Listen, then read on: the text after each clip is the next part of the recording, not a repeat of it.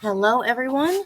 I wanted to run through the sort of admin letter cautionaries for your SAM registration. So you're registered in SAM, you got that email from Federal Service Desk that tells you that you have to submit this letter within 30 days. So we did just do a video on actually submitting the letter. But because Federal Service Desk does not make this process easy, I thought it was important to caution you on the fact that the old instructions are still up. So if you use the instructions from 2 years ago, the FSD will kick your letter back. Now, I know everybody says SAM is free, SAM is free.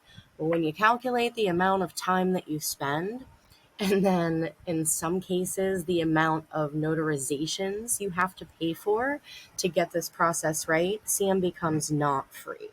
So monetarily, if you do SAM on your own, you're still going to have to, if you don't have an internal notary, make sure that you get this letter notarized. And if you make one silly mistake on the letter, you'll have to get it re-notarized. So I wanted to make sure that everybody is not using the 2 years ago post about the entity administrator letter. There is a new one that was updated a month ago. I will make sure to put the link in the description of this video so that you all know how to find the correct one. There are some differences between the old process and the new process. Now, if you've done this before and you can log into your SAM and you have full entity administrator privileges, this won't apply to you. You've probably already done this in the past.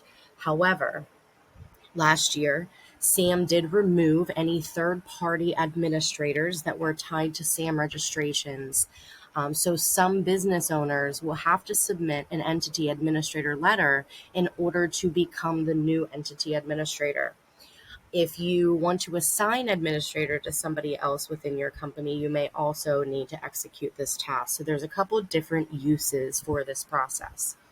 All right, so the instructions, it does go over how to request and assign roles. Keep in mind that you do have to have administrator rights to even be able to assign a role.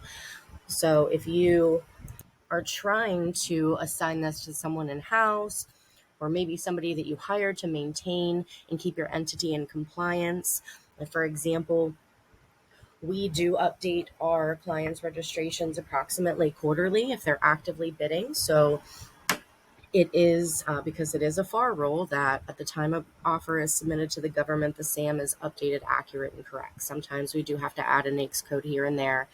So nonetheless, in order for me to be able to have that role, sometimes we have to take clients through this process, and they're very finicky. So when they say that your letter needs to, yes, it does need to have all this, but it also needs to make sure that in the name area, that your name and title match in every area that it's printed on the form. That's not necessarily displayed in detail here. However, if you call yourself, like if I'm Ashley Dual, CEO, in the top line item where it says I attest, I have to sign it, Ashley Dual, CEO, at the very bottom. So we'll go over that in just a moment.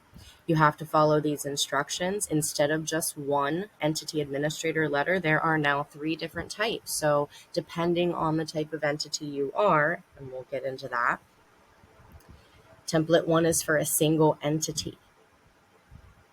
Template 2 is multiple domestic entities. Template 3 is for an international entity. Most clients with just one business and one registration will use this. If you have multiple entities, you can use this. So here's the single entity letter, and do be advised that this has to be printed on your entity's letterhead, so you can't just grab the template and then start filling it out. You actually have to have or create a letterhead, copy, and paste this information into the letterhead. So this is the information. Your letterhead would be up here, and then we'll just copy this and create. So right here, insert name and title of signatory, your name and title has to be here as well. So this has to match what you put in here. Even though it says insert name and title, it only says name right here. Make sure you insert your title. We had one where we had to notarize 3 different times. So $25 a pop, that's $75 just to get through this process. No bueno. It doesn't need to happen if you make sure that you're doing everything correctly. So I'm sharing this with you so that you can learn from my hard lessons and get through this process. Now, while there is a clause here, and let me see if I can find it for you real quick. Sign the completed letter in presence of a notary. Somewhere in here, it did say that they weren't going to be accepting. Where is it? They said that they were only going to accept in-state notaries. So be advised, if you're using something like notarize.com where your notary is located in another state, there was a notice released. However, they have not yet been enforcing it. We did get an entity administrator letter through the other day where the client had used sort of a virtual notary. They confirmed his ID and everything right over the Zoom session, and FSD did accept it. So that's the good news. But be advised that there may come a point where they start enforcing to where the notary stamp must be located in the state that you are located in.